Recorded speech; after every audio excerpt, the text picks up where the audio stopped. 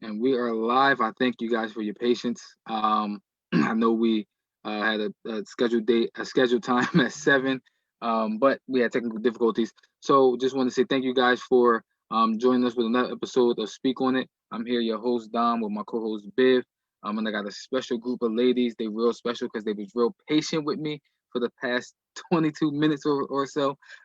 So you know that's special. That's dear and special to me. But what I want to do is I want to let y'all know that um, we're live. Make sure that y'all are following us on YouTube, Instagram, Facebook, Spotify. And I want to bring my guests in so they can introduce themselves, so y'all can get to know them a little better. I know y'all get tired of hearing my voice, but I'm gonna introduce them. But before I do, I'm gonna let Bill say something real quick. Thanks everybody for joining us tonight. Um, we got some powerful women with us tonight, and they're gonna just share what they do for the community and what inspired them to get started to doing it. So just do it right. I'm gonna start up top. I'm gonna start with Miss Rowe so she can introduce herself. Hi, everyone. My name is Roweena, aka Ro, because my name is hard to spell and how to pronounce. I am a mother of 2 girls, single mom of 2 girls. I am recently, like 2 week old, retired Army Reserve.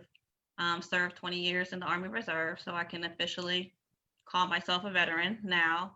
I am also a member of Alpha Gamma Xi Military Sorority, which is a sorority that reaches out to women veterans, military women, and just helps the community. Um, I'm also in the process of working with another group of wonderful women in forming our own nonprofit called We Believe You, supporting our survivors.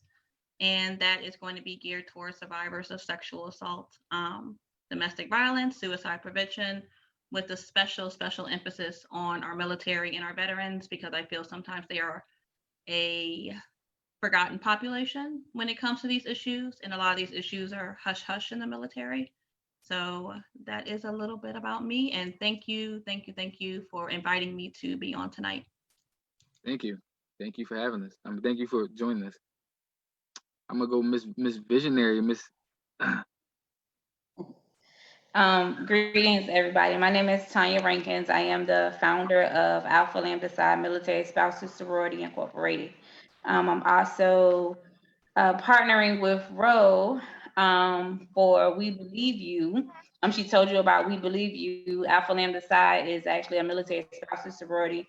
We work prominently with the military spouses community because they are also another hidden factor that people forget about as far as military spouses. My husband has freshly retired from the Air Force for 21 years. So we are in the process of transitioning. I am a mother of 3 boys. I was a single mother, so I had to battle with that. And then I have a bonus daughter as well. My husband has a daughter. So I do work a lot in the community with women, empowering women, encouraging women to do better and be better than what they are expected of each other or themselves. So thank you for having us. Oh, thank you guys again.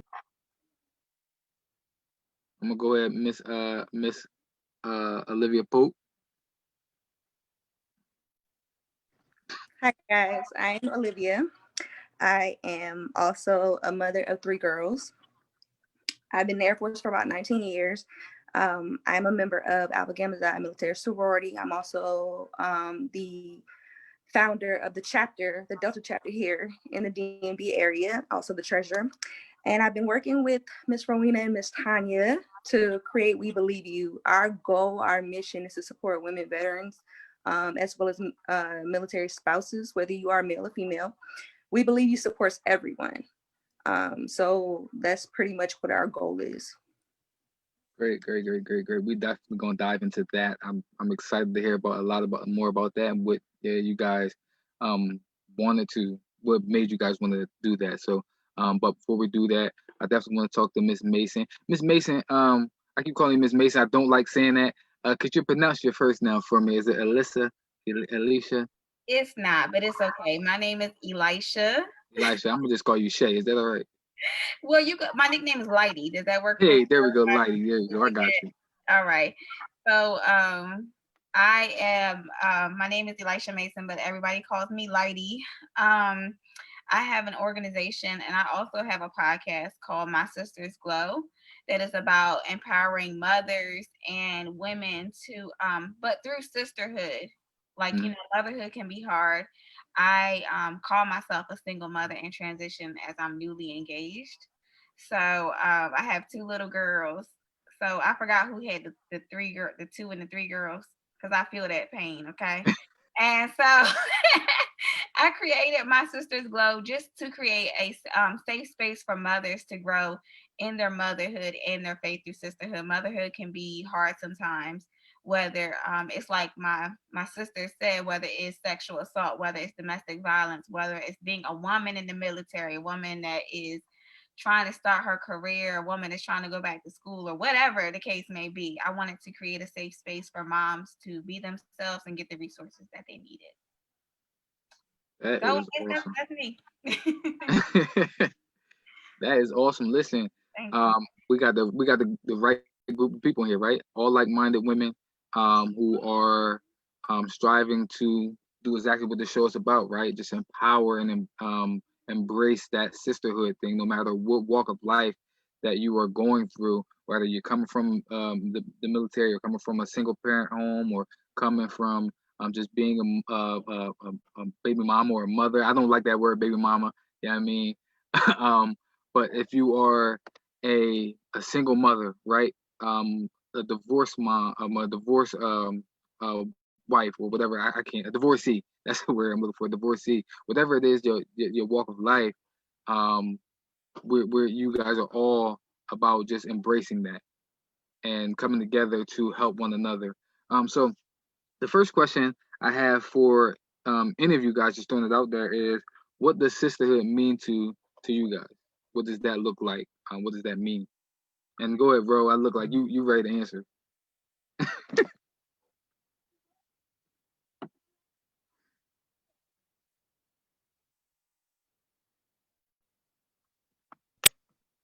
There you go. I was sorry. I wanted to try to let other people jump in. He was excited. I had the thought in my head, so I didn't want to forget it, because sometimes my words, I just didn't want to forget my thought.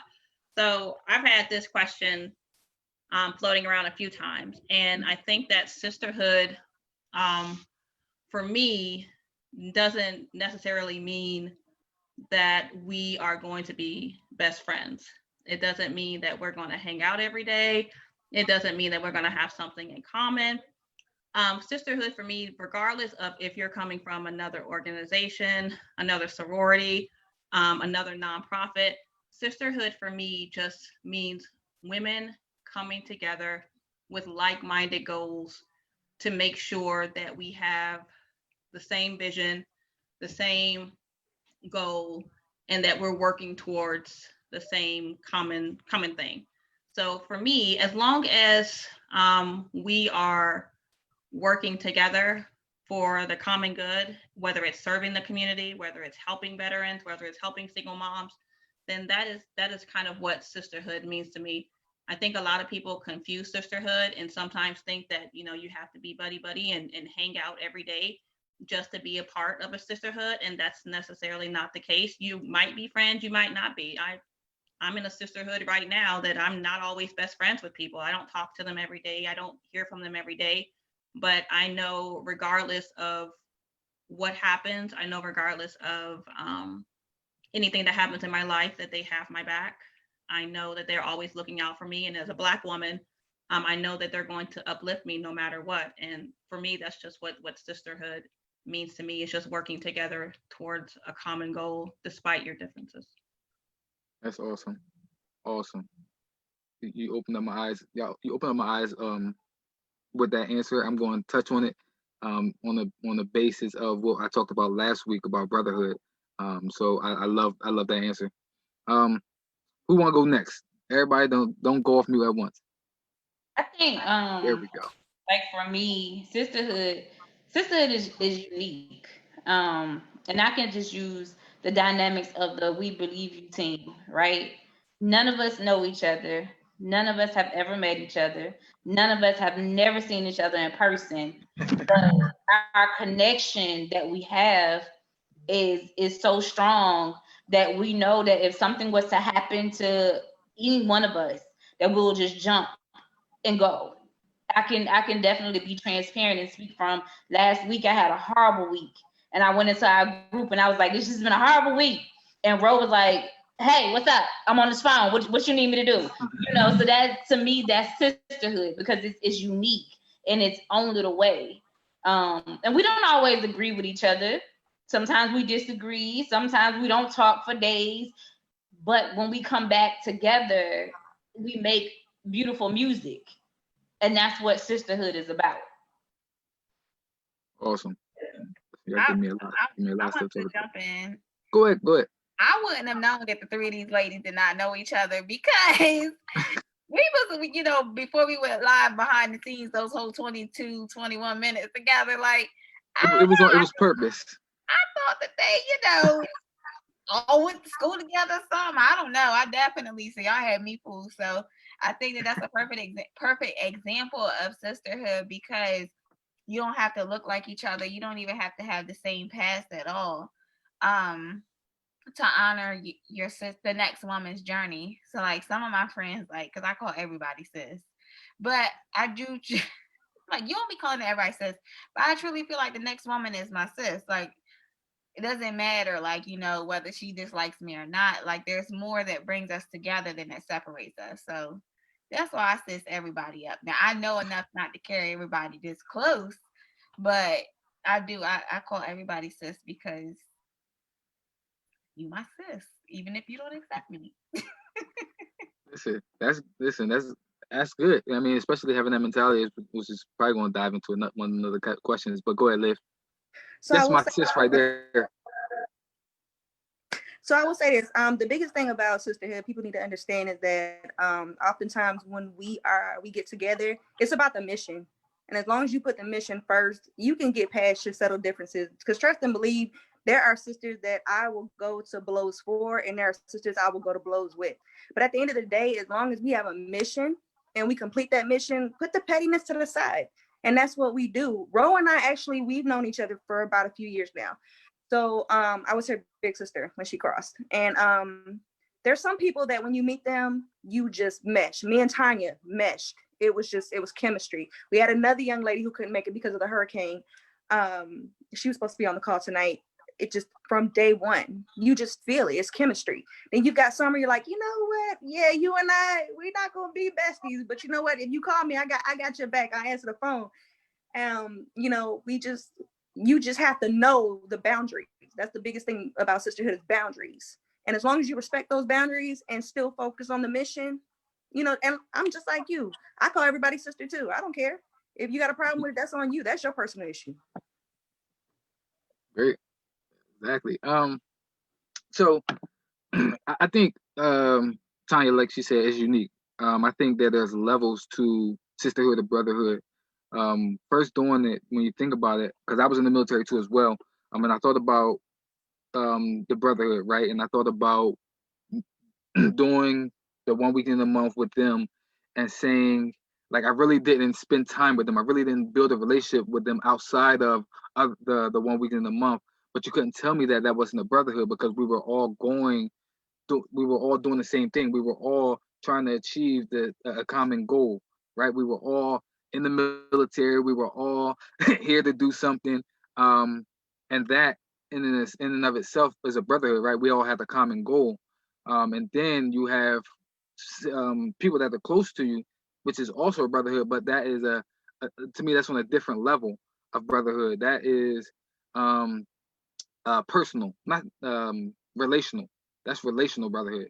That's a relational brotherhood, and that in and of itself is just a different level. That's just a different level. And then when we talk about when y'all said y'all really didn't know each other, right? Y'all never met each other. I can say the same thing about me and Biv. Me and Biv never met each other. We've legit never met each other. But that's my brother, right? We have the same common goal. We've been doing Speak on It for 3 years now. but but we've never gotten together outside of the calls, outside of the shows. We've never gotten together. But that's my brother. You know what I mean, because we have the same goal. And like y'all said, Tamai, he's not here, but we don't see eye to eye all the time either. Like when we do our shows behind the scenes, we don't always see eye to eye on certain things. But at the end of the day, it's about what's best for the show, what's best for what's going to move us forward with the show, what's going to move us forward as a people, right? So that is um, a great answers that you guys have, because I can speak to it specifically on I can talk about every single last one of those things that you guys talk about personally. Go ahead, Biff. Yes, Absolutely, man. I definitely agree. I'm an educator. I work in education, and I have 4 daughters. So I kind of understand what y'all going through. But what was your education like? What was your educational experience like being a black woman? Because I can see in my own experiences being an educator how sometimes young black teens are kind of received different, especially females. It's almost sometimes a fear or or or kind of a scared tactic with with teachers. And what was your experience like dealing with teachers just on like short fuse? Like did they tolerate you? How did they handle you? look, Ro got a question too. Look, Ro got an answer. She read it.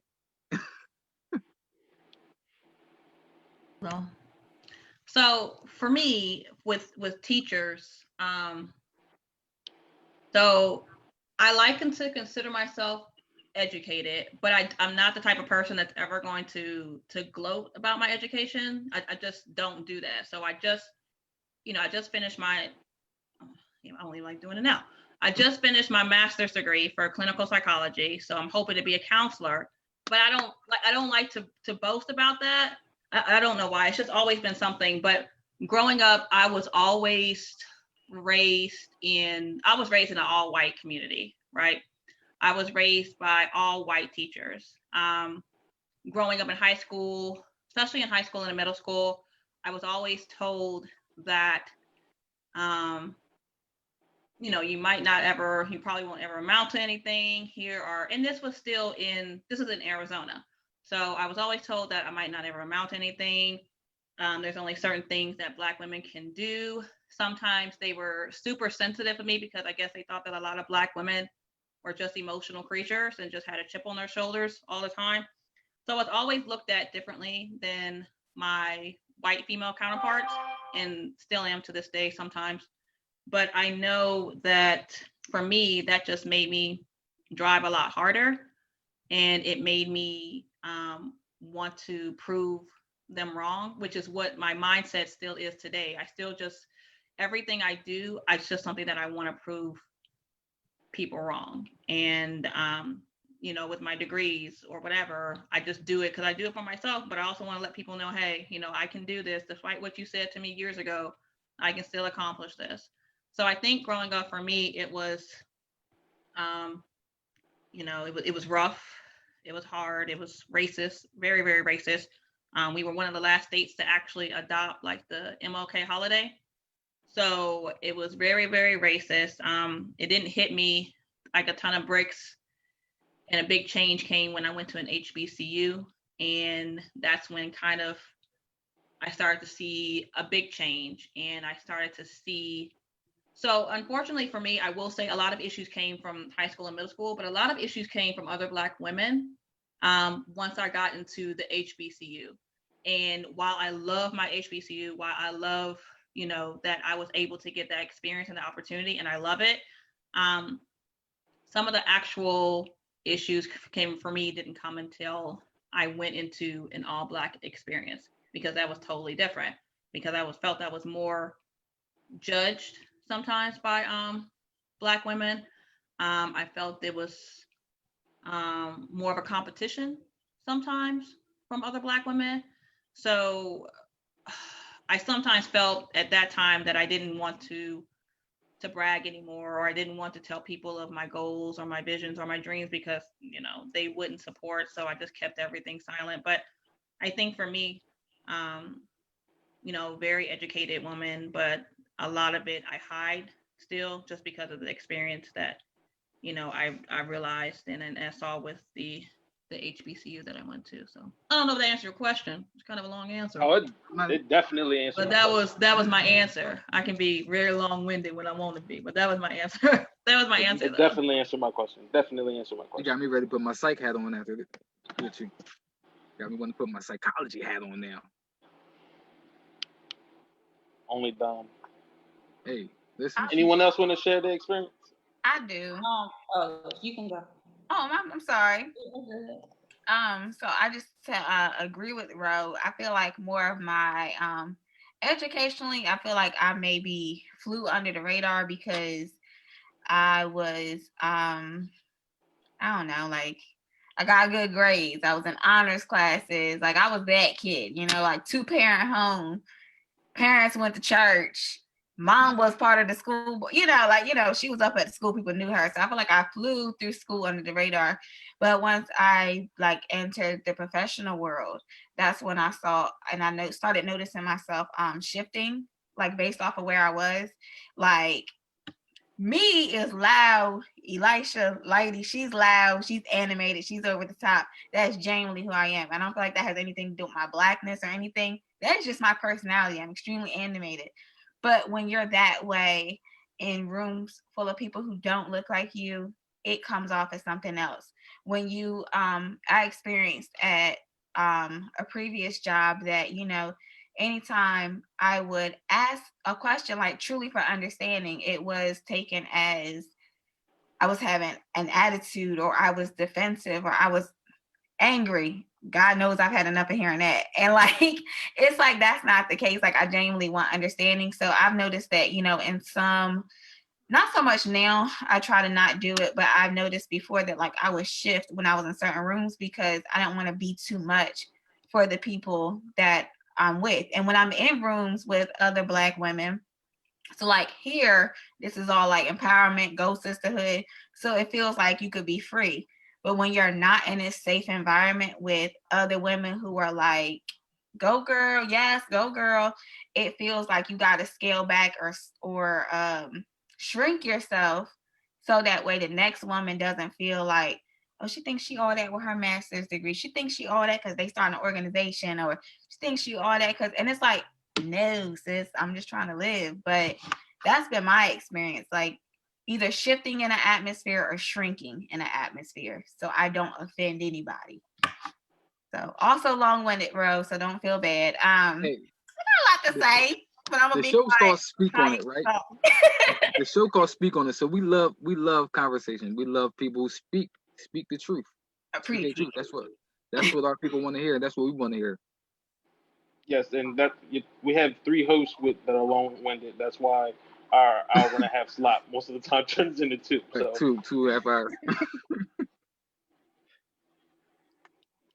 Miss Tonya. So I can relate to the both of them, but my little story is a little different. I'm actually an educator too. I own a daycare. But at 15 I got pregnant, so I dropped out of high school.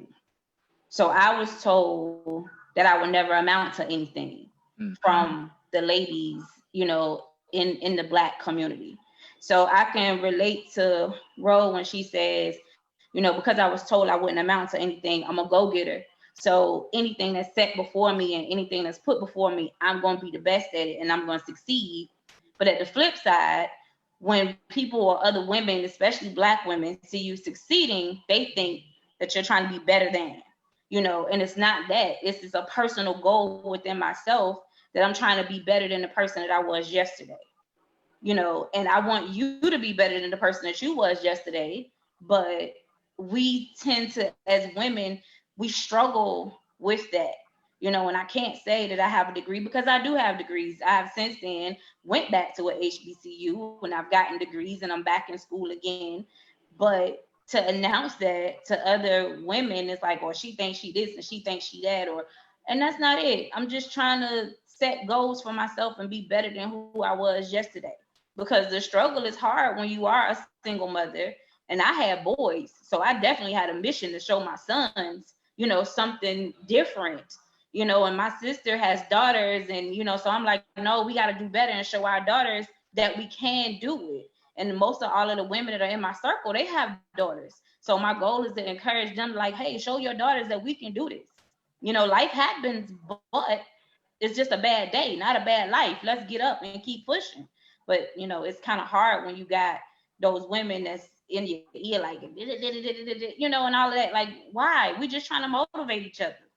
So I get it, y'all. Absolutely. So I guess it's my turn. So I'm gonna flip your question a little bit. I hope you don't mind.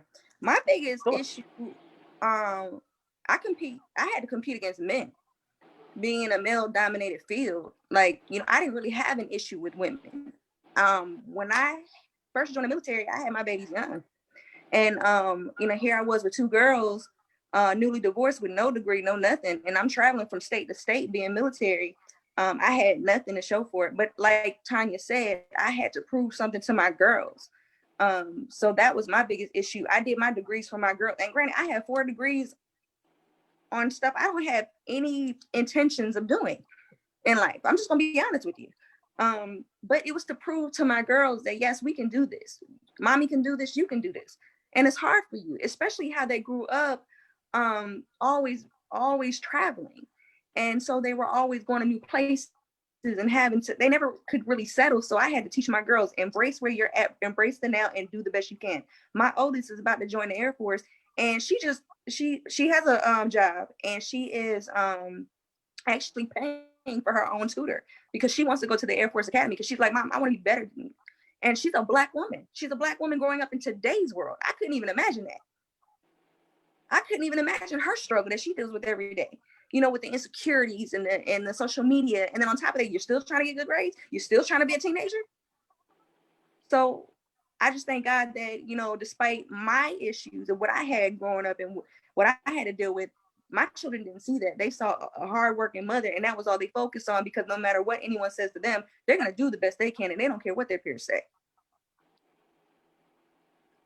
I love that Biff asked that question, because it ties into another one of the questions we have.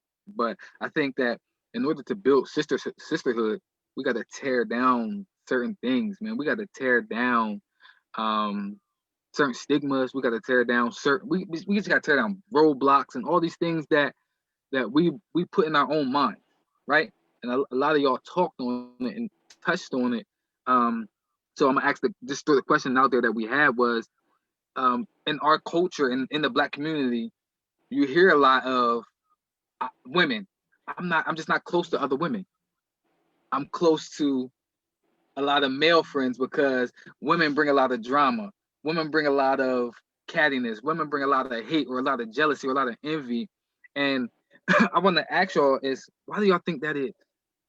I could say everybody came up. Tonya. Everybody came up. Tonya, you just had that conversation, literally. Just that conversation. Why?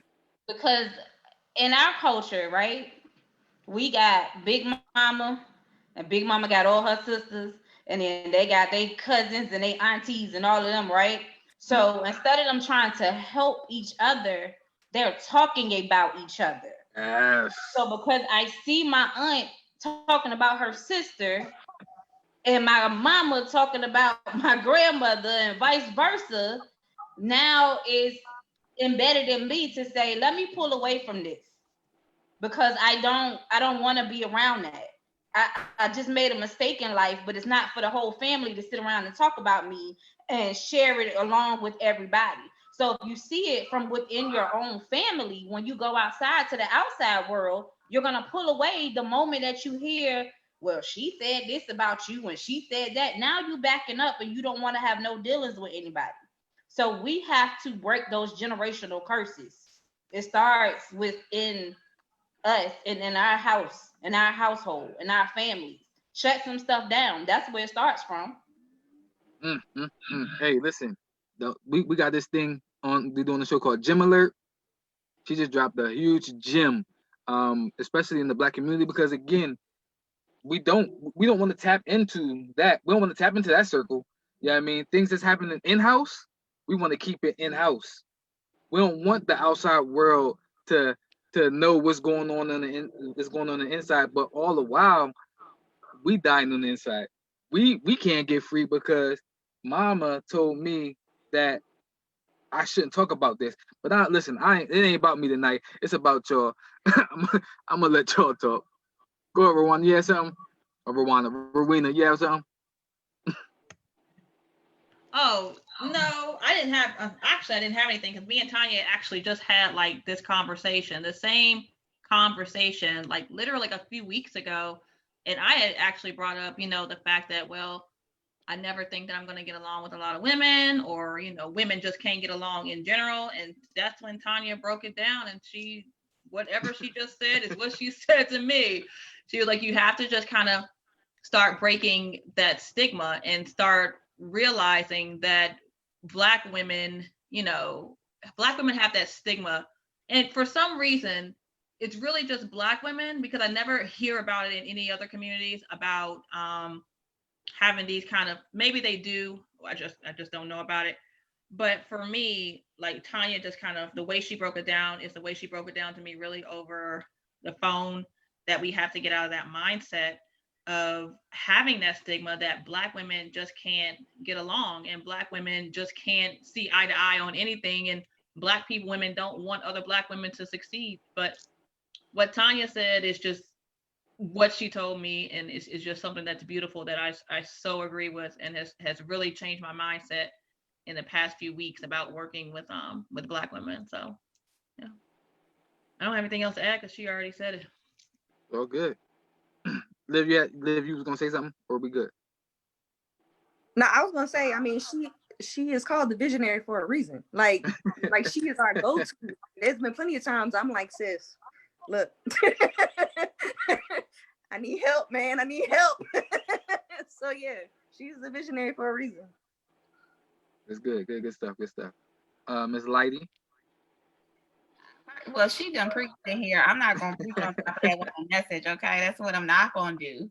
But I totally agree. It's learned behavior, right? Like if you got baby girl, sweet little baby girl. I look at like my daughters at the ages 3 and 9, and like if all they see me is picking up the phone, I'm, girl, she back with such and such, and he was cheating with a dumb sub, like.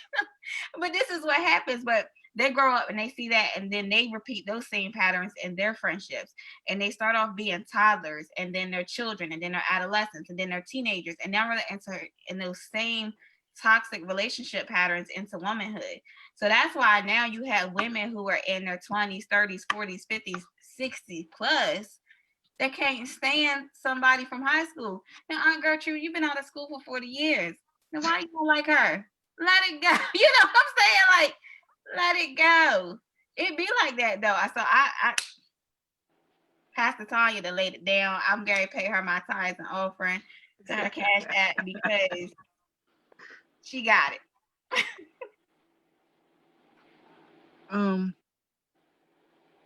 It's crazy, right? Because I feel like it's deja vu from last week, because the same things that you guys are talking about when we're talking about with men, with women, I heard a lot of the same things with the men, right? Saying that I don't have close ties. I don't have close, because like one of the guys said that it was a popularity thing.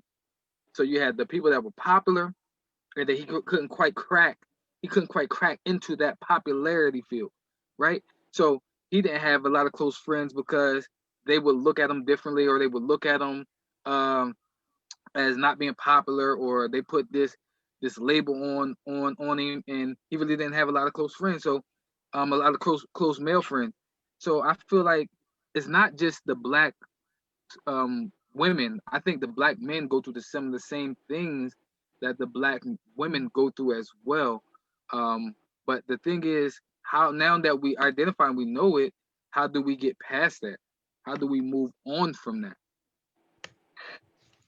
I think one of the things that I've seen for me to move past it is just kind of being the example, I guess you could say, and making sure that other, Black women can see, in our community can see that you can work together and you can work toward a common goal and you can have the same skin color and you can have the same gender and be a Black woman and work together.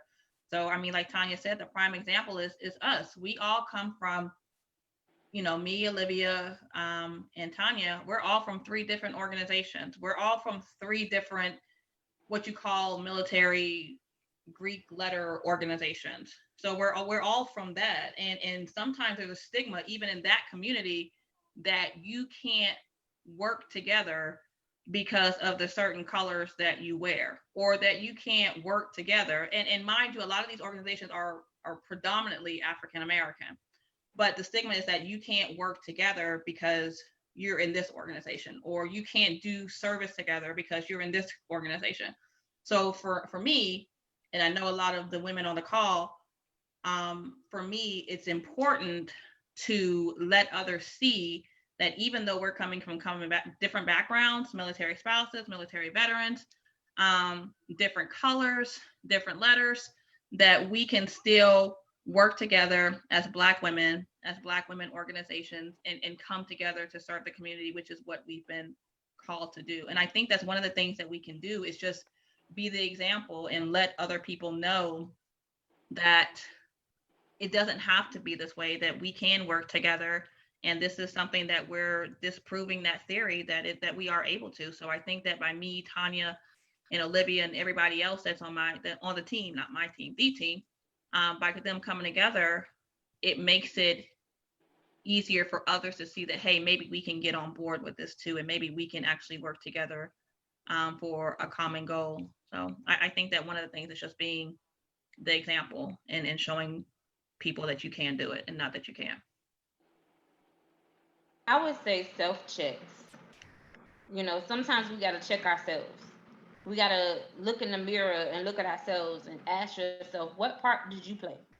Because we all play a part in this whole dynamic of trying to empower each other and support each other, male and female. Men are more warring creatures, so they gotta show their chest. They gotta roar everywhere they go. So that's why it's kind of hard for them to try to fit in, because they go in the room with their chest poked out instead of just trying to check yourself and just ease your way in and see. We all are guilty of some of the stuff that we are on here talking about tonight. Each of us have at some point, been that person. And at some point we had to do some self-checks to say, okay, this ain't right. Let me get myself together.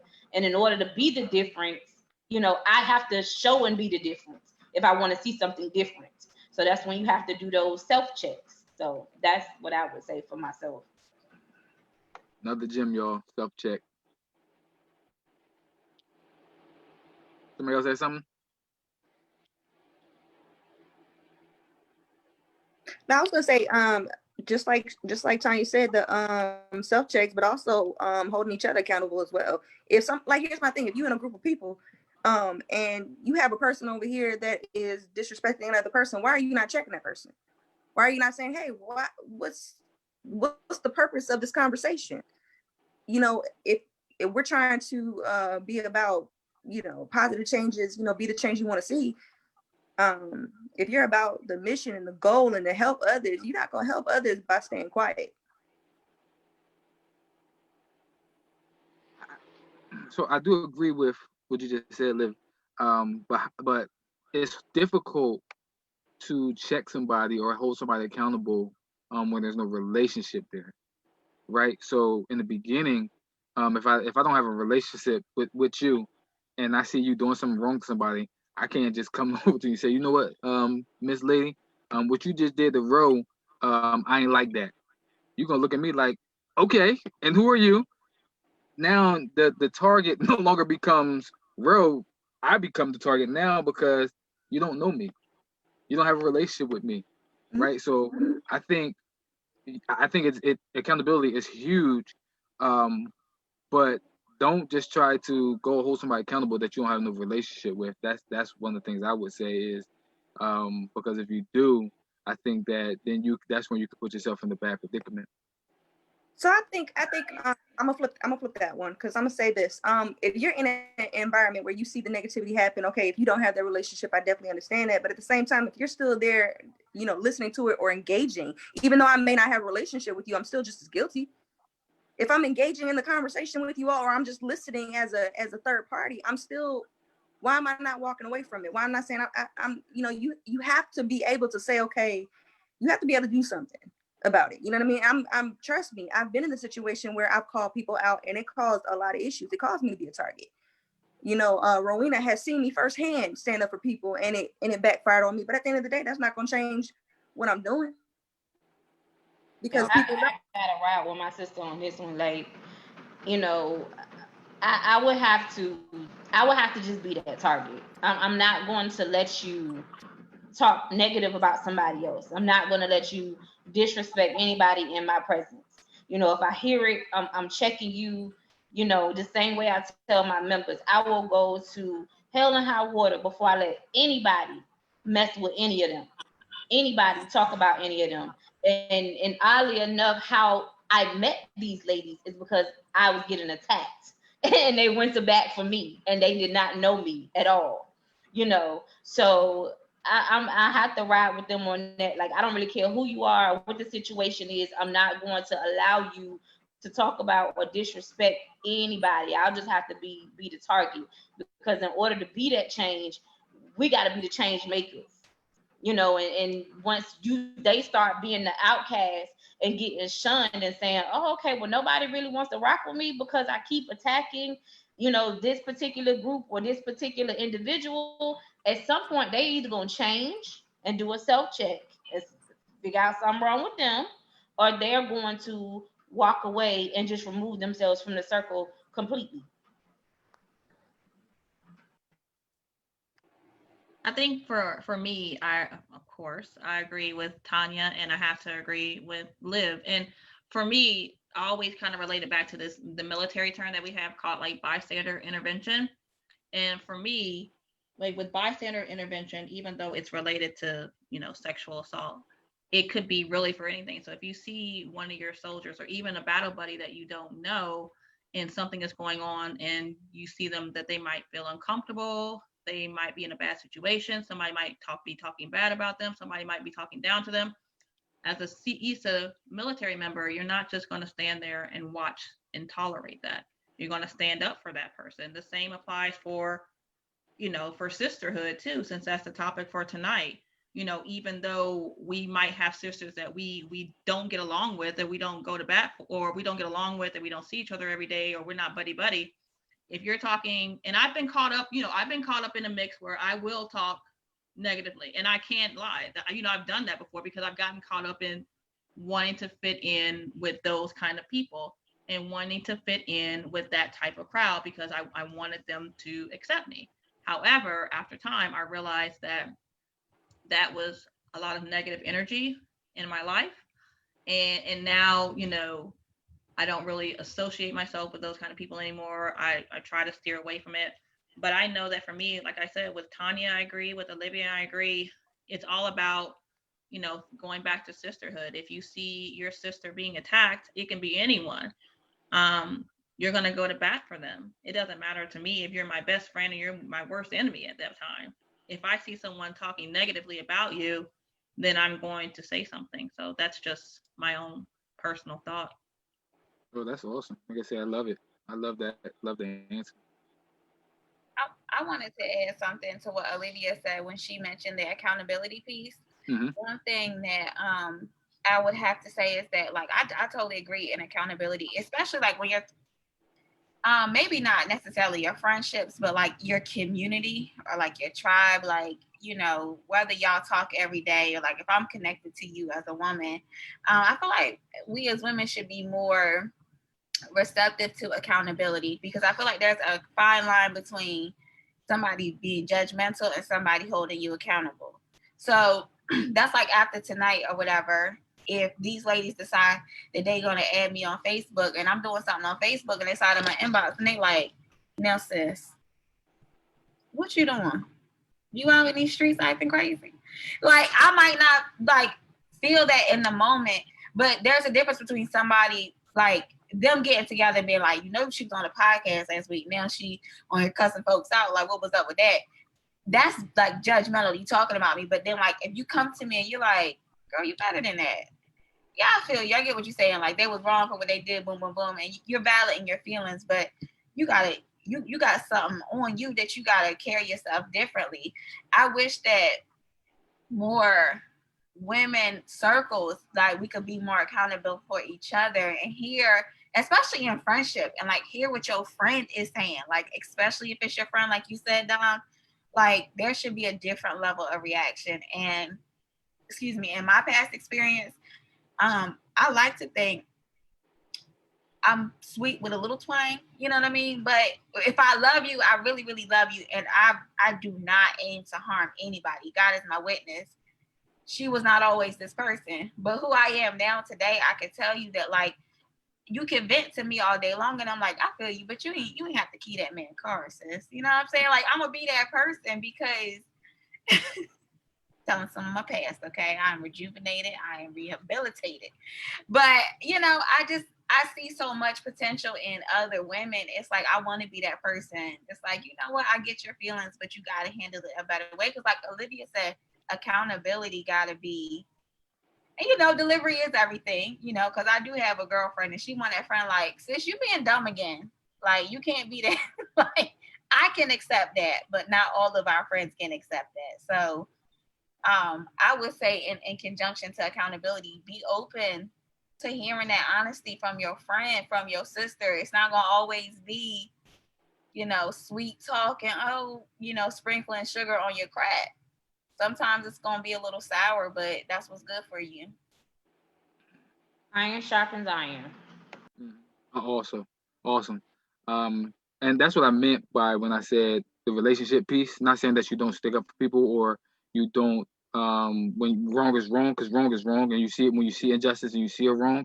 You don't you don't just push it off to the wayside. You don't just ignore it. But what I mean is what Lighty was saying is just having that relationship, building that relationship, so that way now you can actually hold that person accountable. Because if I go in guns a blazing, now it may have severed a relationship, right? Or it may have pushed that person a little bit further away. But if I go in, like Lighty said, like, you know, you dead wrong. The way you talk to such and such, you dead wrong for doing that. Yeah, I mean, I think it's a better way. And now I think that opens up the door to build a brotherhood or a sisterhood, and to build that relationship. If you have something real quick, we're moving. I just wanted to know who's some of the women that inspired you growing up. I grew up in wasn't a single parent home, but my mom was definitely the backbone of my household. So she raised me, and now I have a wife and 4 daughters. So I try to inspire them as much as I can, but of course their mom is more inspiring to them. So who was the woman that inspired you in your life?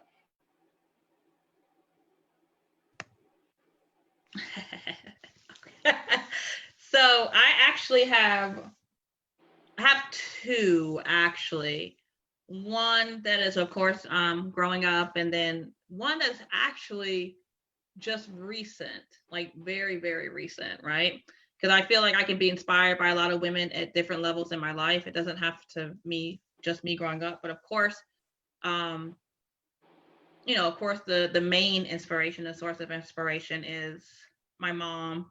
My mom was very educated, but she chose to stay at home and to raise us while my dad went to work. Very educated, very no nonsense.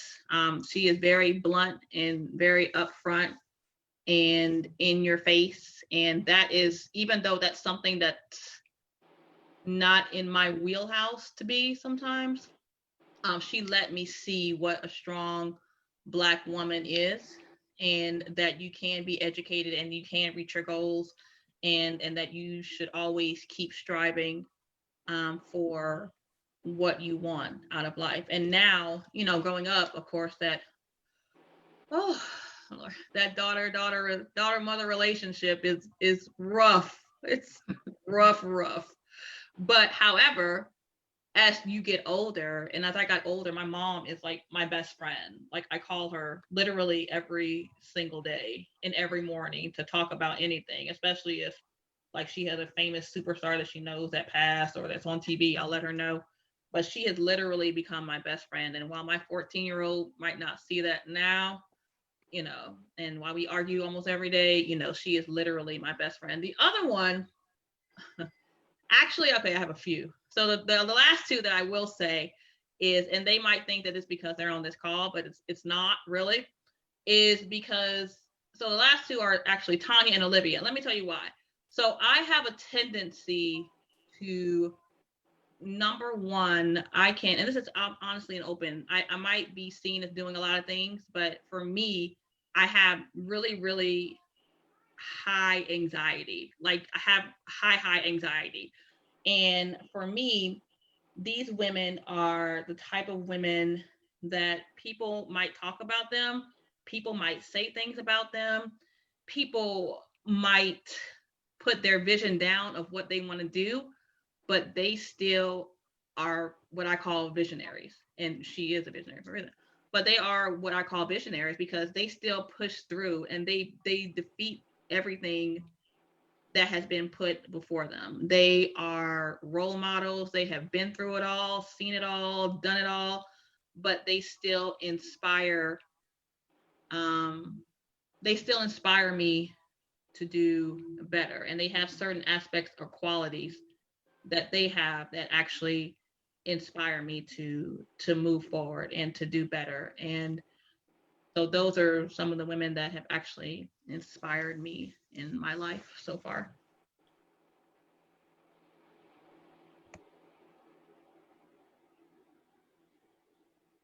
Anyone can go next. I'll jump in. My number one person is my mom as well. Growing up for a long time, my mom was a single mother till I was about 10. And I saw my mom got pregnant with me when she was 19. So she was going to the military and decided not to when she found out she was pregnant. But she stayed home. She went back to school. I'm still seeing her, you know. Oh, we on live. I was gonna tell her age. Uh, sorry, mom. Just seeing her at the beautiful age that she is. You're aging beautifully, mom. Is that, you know, still seeing her crushing her goals. Like my mom is the reason why I feel like my dreams are not too big. I feel like I can do whatever I want. And at one point I didn't feel that way because I had children outside of the time frame that I would have liked. Then we got this joke in my family that I have for every degree I have, I had a baby. Because I did, y'all. I'm not having a baby with this last one. I graduate in May. I'm not doing it, y'all. I'm not. But she is the one that makes me feel like I could do whatever. So that's why I believe in, you know, everything that like she inspires me just to be better every day.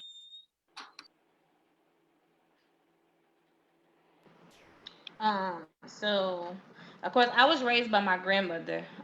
So I commend my grandmother for raising me. And even though we don't always see eye to eye, I commend her for that. But my mom actually inspires me. We didn't have a relationship. We had a very estranged relationship.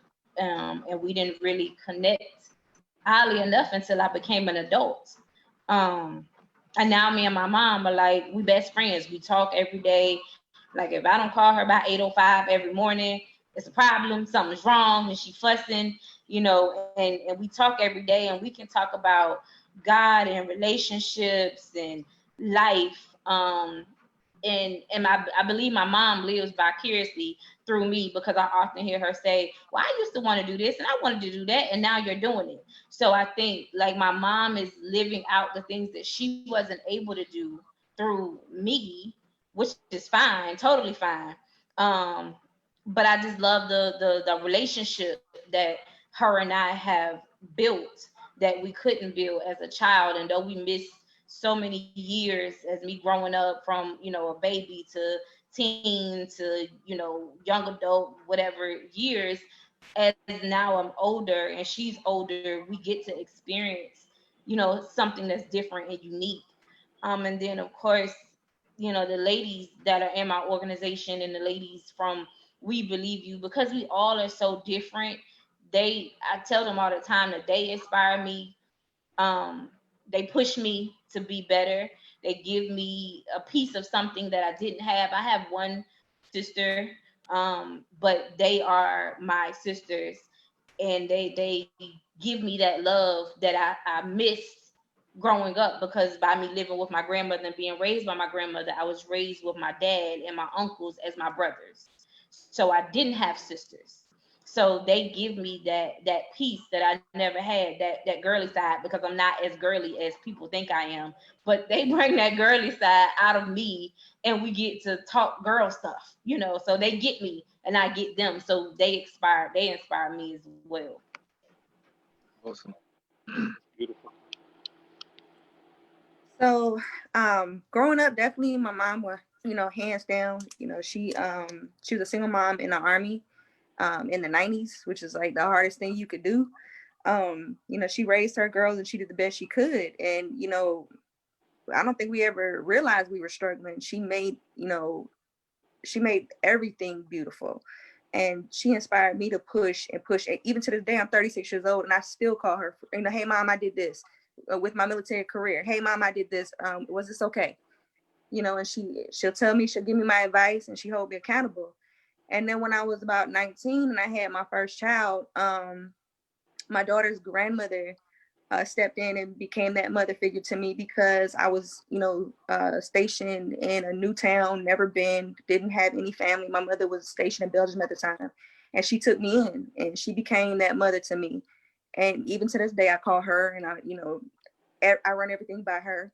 A lot of my little side business I run a lot of ideas with her, and she kind of helps me out with that as well. So she's a big part. And just honestly, the women that We Believe You, because they always hold me accountable and they always push me, even when I'm having a bad day. Like, nope, sis, get up. We got work to do.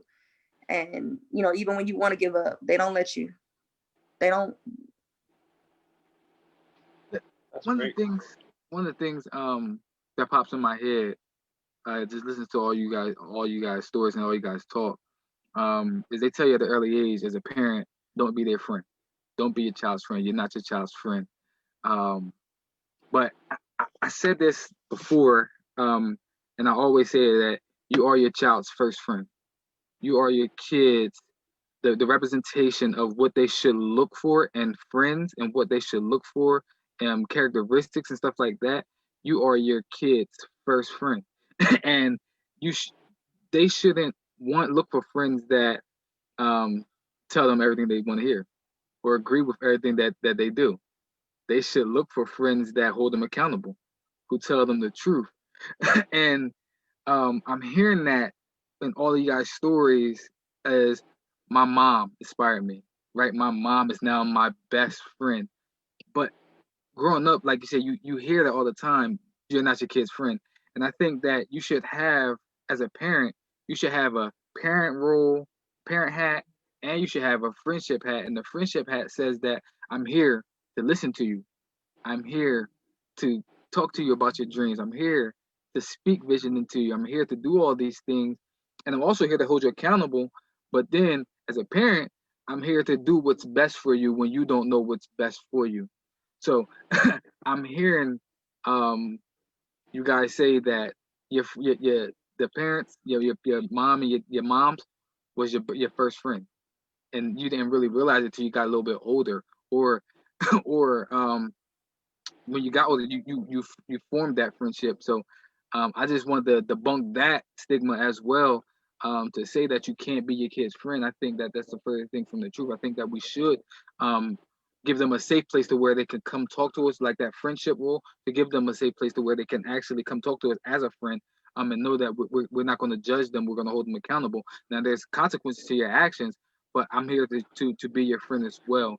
But then when you're doing something that I feel as though that's detrimental to you, now I got to put that parent hat on.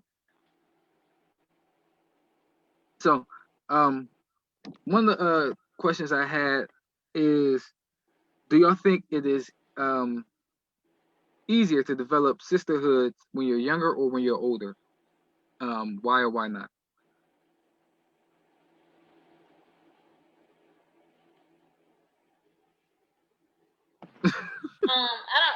I would say, of course, if you have, because I have some friends that I've been friends with for 20 plus years, high school. Now we're not as close as we used to be, but we're still friends. Um, and I would kind of say it's good to build that friendship and that sisterhood that young on. But of course, as you grow up, you change and people change. So now we grow apart from each other. Um, for me, I got married. And so when I got married, of course, the dynamics of my friendships changed. But now the ladies that are in my organization and the ladies that I have become to be sisters with, I'm probably closer to them than I am to my friends that I've been friends with for 20 plus years. So I would say probably when you get older, because you're a little bit more wiser and you're more mature and you understand life a little better and you done been through some stuff that some certain things can just roll off your shoulders. So for me, I guess I would say older is easier. I would agree with Tonya. For me, older is easier, and I only it's good that I have a 14-year-old because I get to kind of use her as an example. But right now, I have a 14-year-old daughter who is just starting freshman year of high school, and yes, you all can pray for me, and it's a lot. But for me, right now, I think your priorities are different when you're younger as a female, with friendships than when you're older. Right now, I mean, she might not agree with me because she probably hears me right now, but right now, her main thing is, trying to fit in, what the next sweatshirt is going to be that she's going to wear. Um, let me start trying makeup because a lot of my friends are trying makeup. Let me be friends with these people because, either they're popular or because I know that I can. I just think that their priorities when they're younger is a lot more maybe superficial sometimes than your priorities when you get older. And I think you can talk about, and there's a lot of people, don't get me wrong, there's a lot of women out there who have been, like Tonya said, who've had friends from the beginning, from middle school, from high school, and that's amazing. And like she said, friendships change. But I think that for me, when you're younger and when you're growing up as a female, a lot of the friendships are built not on the fact of a sisterhood, but just on the fact that you just happen to maybe click with that girl, or you all had the same thing in common with tennis shoes or the same cell phone, and your priorities were the same then. However, like she said, your priorities change as you get older. I'm not worried. For me, I'm not worried about, the cell phones or what kind of shoes I have on or how I'm going to fit in with this person and how I'm going to be best friends with them. I'm worried about someone who's going to be upfront and honest to my face, and someone who's going to tell me the truth, and someone who's going to be there for me when I need them, which is something that my 14-year-old probably isn't really thinking about right now. But it's something that as I got older, I got to realize and I got to think about. So I just think that sisterhood and friendships when you're 14 and growing up is a lot different than for my age, 40, and still working on that thing of sisterhood. So I think your priorities just change a little bit. Yeah, I would have to say for me, I feel like I made friends very easily when I was a kid. So like maybe forming sisterhood, like you said, at 14 and 15, all you had to do was like B2K and we was all cool together and everything. Then like, now that I'm a grown woman with like a family and priorities and dreams, like you ladies said, I think you said it, Miss Tonya, is like it's more value to it, because the values are set in place. Like you really know who you are as a person. Like, so my experience has been that they were easier to form as a kid, but they hold more value now. And I do have some girlfriends that I've been friends with since like elementary school, and it just so happened that way. But I also have a lot of girls that it's like, we just Facebook friends, and that's okay, sis, because that's all right. So I definitely feel like they hold more value now that I'm older. It's also one of the things too that when we get older with building friendships and sisterhood older is because we want to have people that's in our circle that's like-minded. You know, when we was back in the day and we club hopping and doing all this stuff, we was like-minded. Now we are 30 plus, 40 years old, and you still want to go out here and do this, and I want to go open a business and put some money down on a building. Like we not on the same page, sis. You know, so I need like-minded women in my life. So I have to click with those women that are trying to, let's go get this building and let's do this, you know, versus let's go to the club. It's happy hour. I'm gonna let Liv go, but listen, you just spoke a lot right there. I would definitely say older because sisterhood means something completely different to me now than it did when I was younger. So I would have to say, as I got older, I began to embrace different personalities and different people, and notice how these women were able to. Here's the thing: a lot of women that I call sisters are actually completely different from me, but they bring something, they add something to me.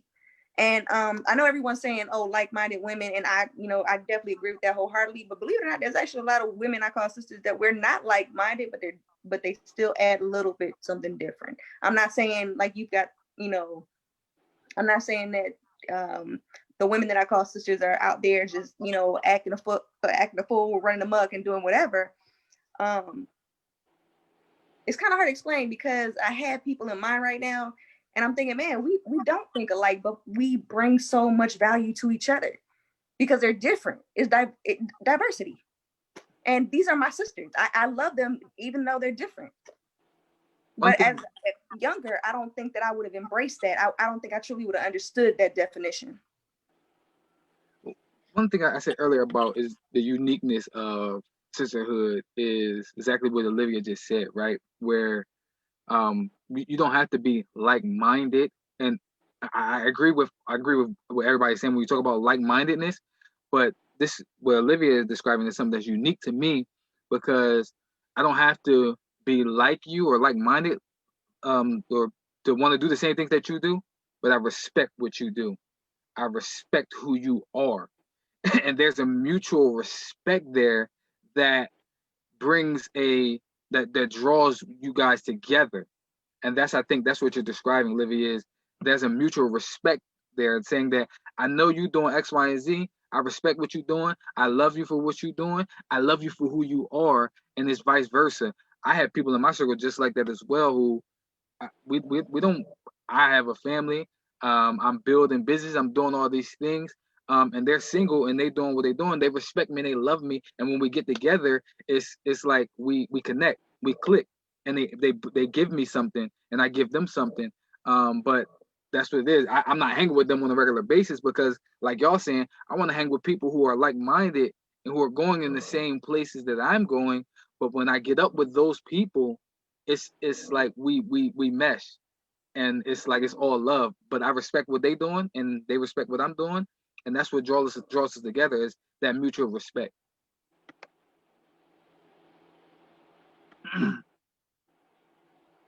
Dang, Miss Tanya, you said something earlier, man. I wanted to touch on it, and I forgot what you said. I forgot what she said, man. I do this every show. Dang, I'm trying to think about what she said about Generational curses. No, it was during this segment, but I forgot it now. Biff, did you have? It'll come back to me, and then I ask you again. But Biff, did you have something else? No. Okay, cool.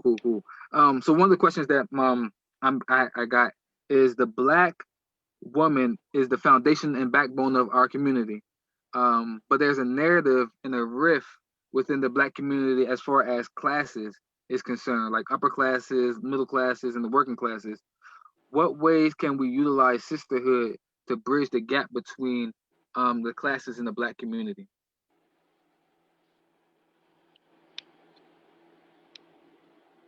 That's my producer question. He deep. Oh, can you repeat the question again? I'm trying to understand the process. So, the Black woman is the foundation and the backbone of our community. There is a narrative of a rift within the Black community as far as the classes go.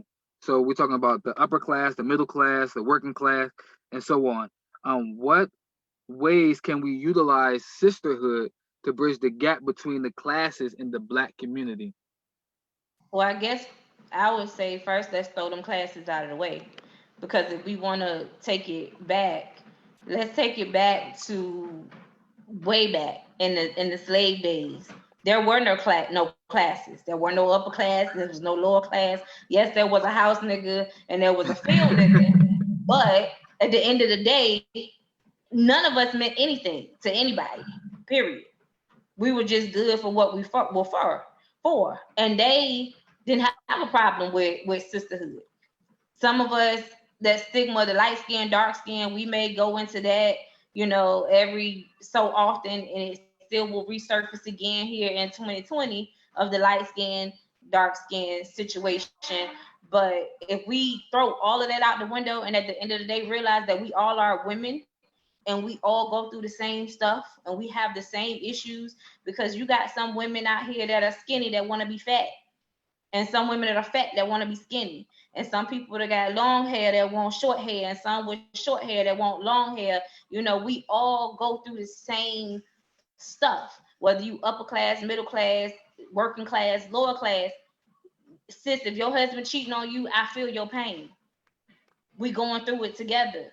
If you a single mother out here working 2-3 jobs, I feel your pain, sis. I done been there, done that. I'm gonna help you get through that. So I don't really care how many degrees you have or what law firm you work in, or if you work at McDonald's. We all go through the same stuff. So we gotta throw those classes out of the window, because at the end of the day, we're women, and women deal with the same internal issues.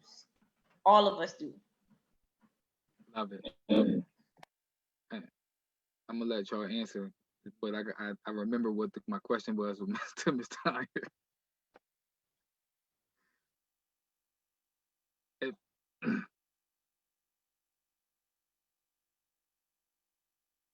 Ms. Rose, she trying to jump in. I did. I just had my thought, and now I can't. I'm like you. I can't even think of what. Just like me. I can't even remember what I was really about to say. Honestly, I guess for me, like I guess for me, and I guess that's where I'm not gonna say naiveness, but I guess that's where my own upbringing and my background comes in sometimes, or my upbringing is that I have never, I guess it's just hard for me to kind of look down on someone or separate someone that's middle class, upper class, whatever you call it, lower class, I don't even know what it's called, because I just can't put myself in that category, because right now I'm middle class, but who's to say that tomorrow I'm not going to be in that lower class? Who's to say that tomorrow I'm not going to be in the upper class? So when you start putting me in this certain category, I always have to sit back, no matter what race, I always have to sit back and humble myself, because, yes, I was raised with a silver spoon. Yes, right now, sometimes I'm a single mom with two, and people on the outside were looking in, with look at my little paperwork and think I'm making millions of dollars, but I'm not. But who's to say that, I'm here right now, but all that could be gone in an instant. And I think that these times have made people realize that you can't put people in a certain category like that. You can't put yourself in a category, because you never know what tomorrow may bring. So you always have, for me, race, anyone, you always just have to make sure that you're humbling yourself and that you're doing the best that you can do every day and striving to be great and take care of your family, because you could be you can be a millionaire flashing your money on Facebook right now, and all that goes away in the blink of an eye, and now you're in a lower class, and nobody will talk to you, or nobody will want to be around you because you look down on those people at that time. So I always just believe it's all about humbling yourself and making sure that you know that you could be at any level at any time. So just make sure that you never think that you are above or beneath anyone. So. I wanted just to add in and say, like, because a simple life circumstance could shake up any one of our worlds, like anybody. But also, like, if you are in a different class, no matter what the class is, like, if you have a resource and you're able to help your sister, and I'm not even saying that the money don't have to be the resource, but like, you ain't got to give me the fish, but teach me how to fish so I can go get my own fish. Like, you know what I'm saying? I ain't even got to be in your pond. But, you know, I think that would be a really good way to level the playing field by doing what all of us are doing, regardless of the platform. Even the gentleman, like, it's providing a resource, it's shedding light on situations. And if you're in a position to level up your fellow brother or sister, you should, regardless of where you are in life. You should, because I feel like for me, I don't know what class I'm in. I mean, I'm surviving, you know what I mean? We got lights and internet and stuff. And food or whatever. So we okay, I think, you know, but also it's like you said, if all that was to go, like tomorrow, if they decide that like we take all the money from the banks, like now what? Like, what do I have to stand on? What do I have to survive on? Like, and you know, like, this stuff don't make or break your situation. You ain't got to be in a class to be empathetic, because like I believe Tonya said it, like, if you going through a heartbreak, I can feel that heartbreak. You struggling with whatever, I can feel that struggle and not even be in that moment with you. I can sit with you in that moment and still not be in that same exact situation. So giving resources, I think, really helps. If you're able to give a resource, no matter where you are, I think it helps level the playing field. I don't know if you had nothing to live or not, but you can go ahead if you had something, then I can say something.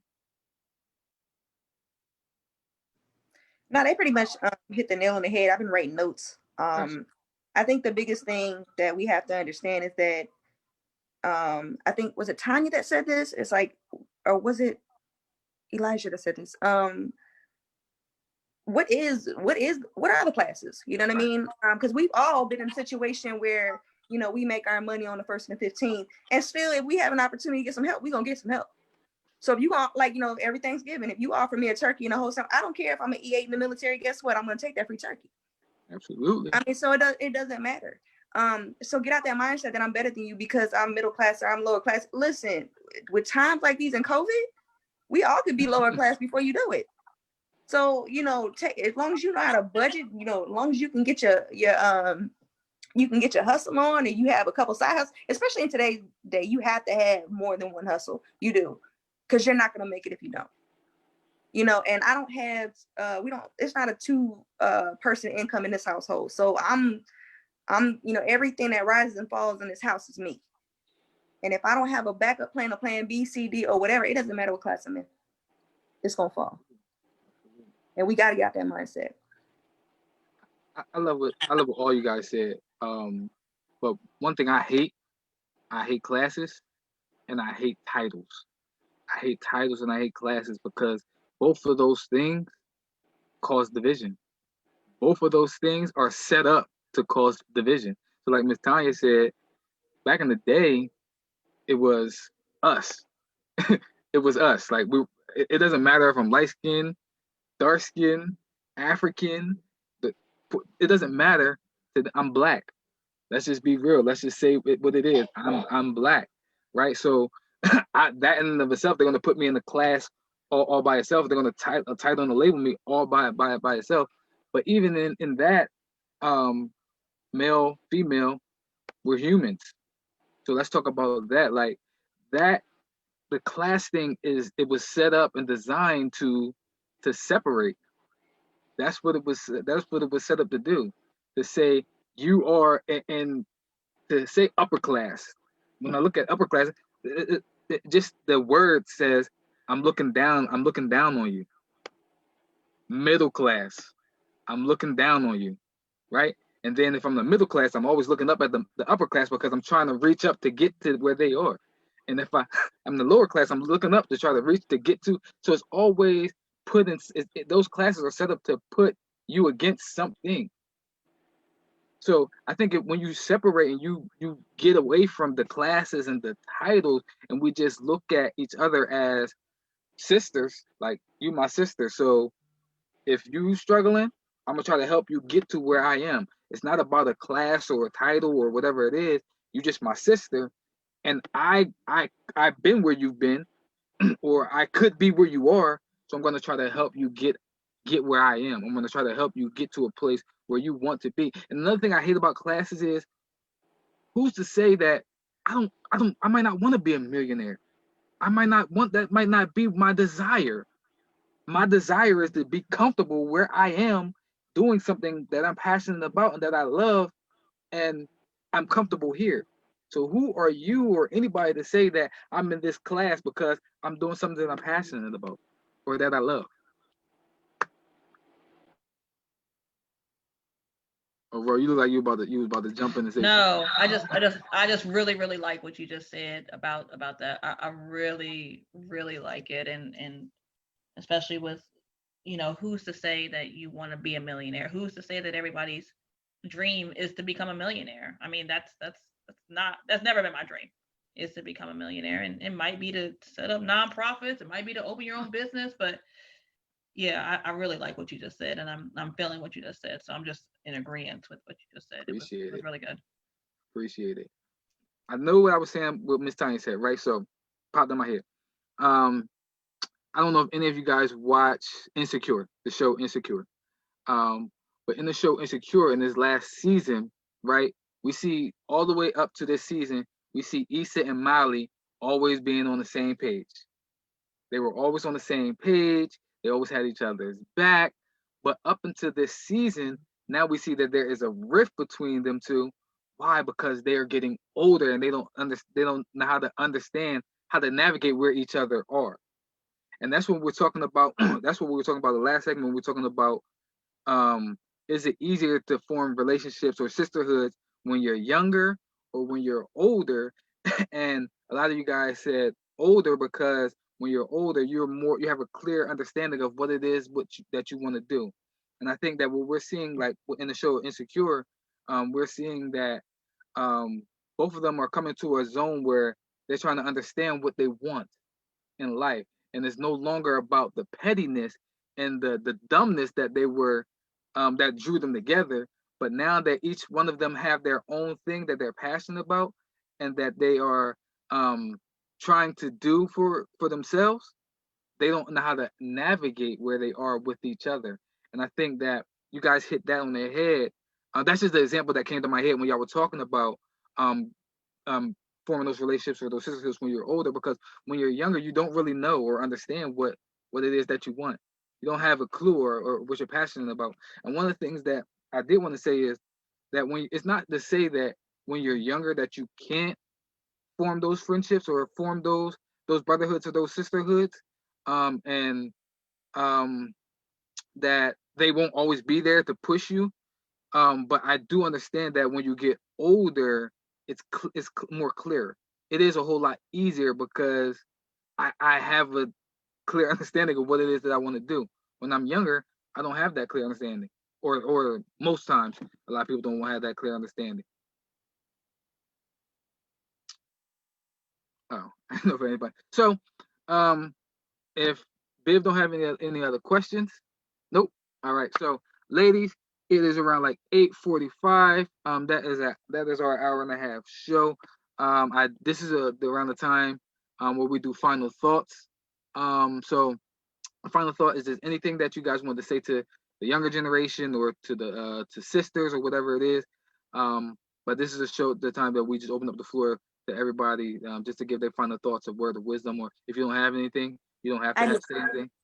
But yeah, definitely go. And since Olivia is super excited, she can definitely kick us off. No, because I've been going last the whole show, so I was like, no, go first.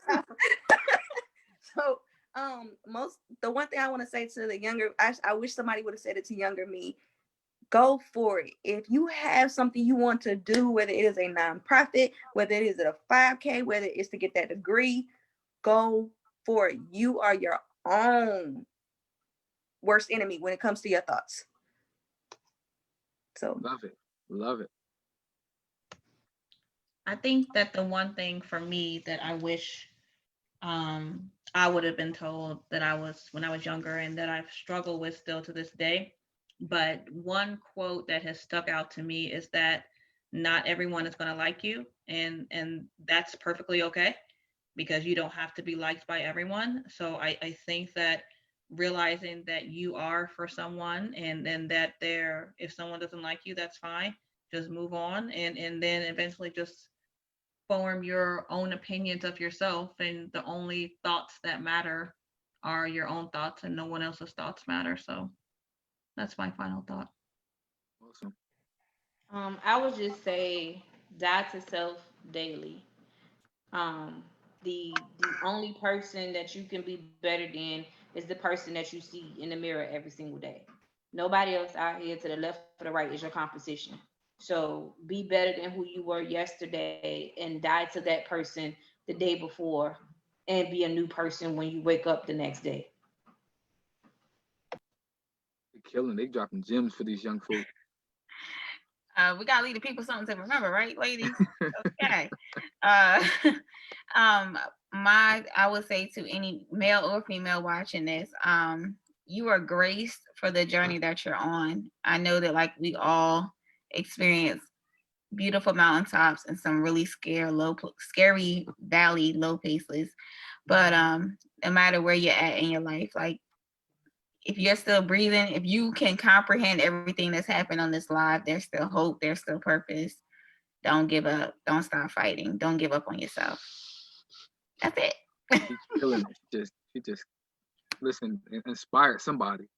She just inspired somebody. Babe, you good?